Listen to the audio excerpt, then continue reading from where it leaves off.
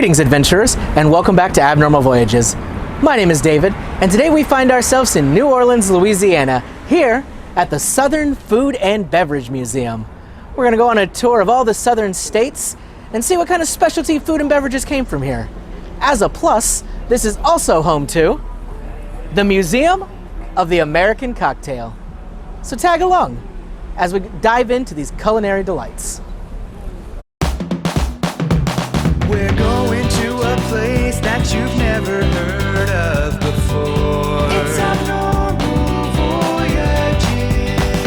You're gonna learn something new. We're gonna open new doors. It's Abnormal Voyages.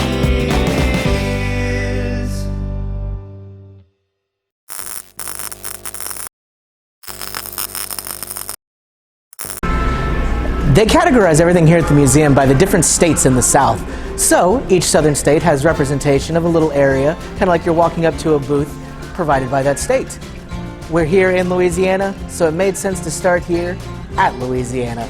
They've got their own kitchen over here that celebrity chefs can come in and make up foods. And this, right next to me, is the second oldest bar in America. This entire location is a celebration of the South's unique culinary heritage.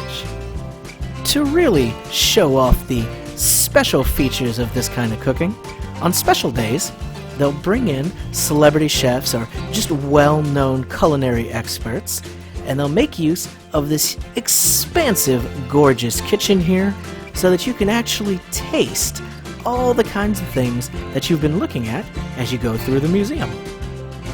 Nobody was scheduled to be there the day that we visited, but we'll definitely have to come back another time to check it out. And then next to that, what better way to wash down your food than with a historic cocktail at this bar that is from the 1850s. You can even order a Sazerac, which is the very first cocktail ever invented. But we'll talk about that a little bit later. Louisiana in particular has an outrageously strong background when it comes to specialty food. This is the home of Tabasco sauce, crawfish, gumbo, all manner of Cajun food. It all came from here, the Bayou State. They didn't feature too many of the actual food items because they figure while you're here in New Orleans, you're going to get to try a lot of the Louisiana specialty foods. So they gave you a little bit of history, and then we moved on to some other southern states. First up, we had Georgia. And what could possibly be more famous out of Georgia than Coca-cola, the world's favorite soda? They also happen to be one of the leading experts in the field of peanuts, so make sure you grab some delicious peanut butter or some Vidalia onions. Lots of very yummy things out of this state. And now we come to the Sunshine State, Florida, home to lots of different foods and also two very popular grocery chains. Everybody immediately thinks about oranges when they think of Florida, but I promise there is much more to see in this wonderful state.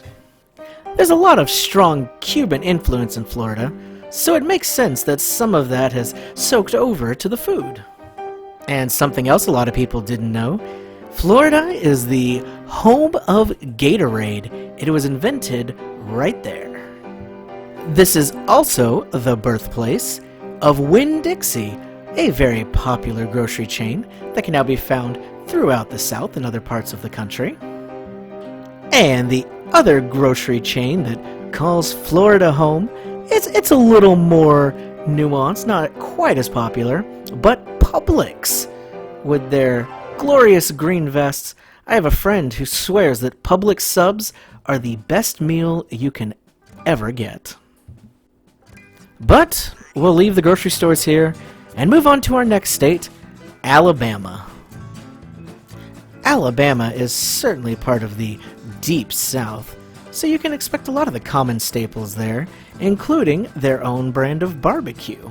Maybe not as well known as other places, but still quite delicious. This is also going to be the place that you will find Golden Flakes chips. They got their cheese puffs there. And their most popular item, the moon pie. Our tour keeps going to Oklahoma. This state boasts some of their own unique barbecue flavors and companies that make things for your cookout. They're very proud of their watermelons and just generally enjoy having people come together and cook good food. Not to mention their fantastic oyster fry, which is odd considering they don't even have a coastline. We make our way to Mississippi, where they have a fascinating story about a famous barbecue shack. The Shed was one of the finest barbecue and blues venues in the entire country. They had some very secret and delicious sauce and rub that made their barbecue really stand out. There was no better place in the state to have a delicious meal and listen to some fantastic music. Unfortunately, the Shed burned down in 2012.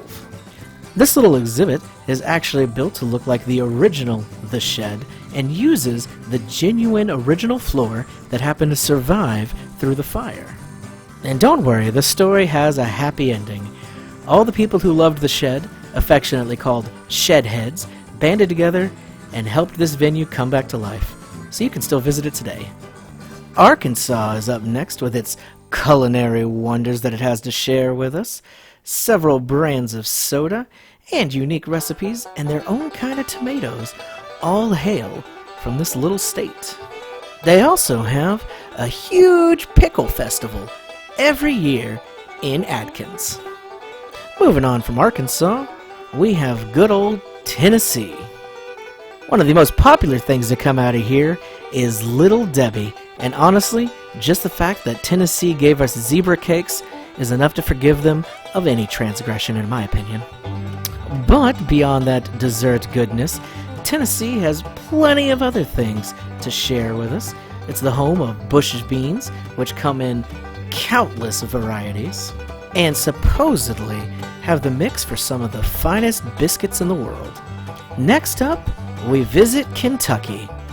And of course, Kentucky's most famous thing is that good old Kentucky Fried Chicken. This is the home of the Colonel himself and where it all started. Of course, they had their whiskey and bourbons that everybody's very happy about, but that man right there, Colonel Sanders, is what really put Kentucky on the map, culinary-wise. But chicken aside, there's still plenty to get excited about here in Kentucky.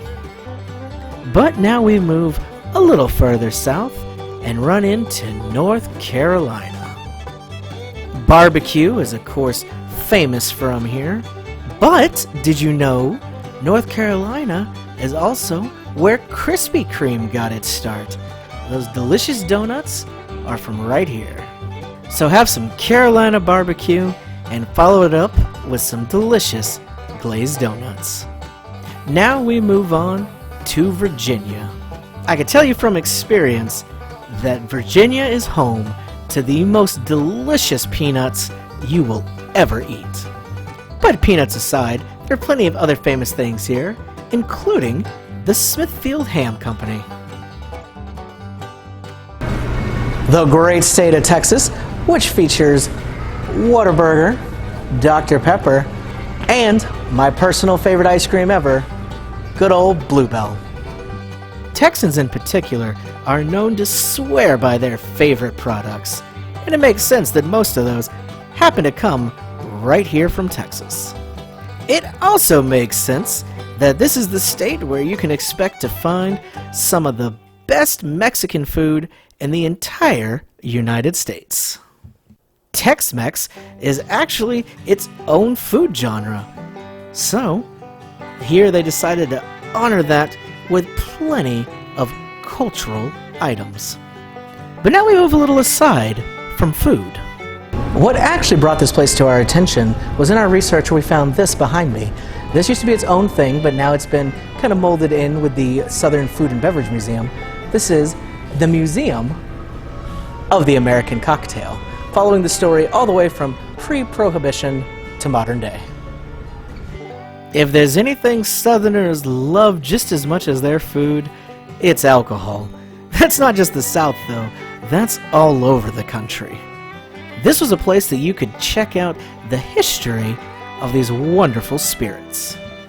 They've laid out the entire wall in a very impressive timeline.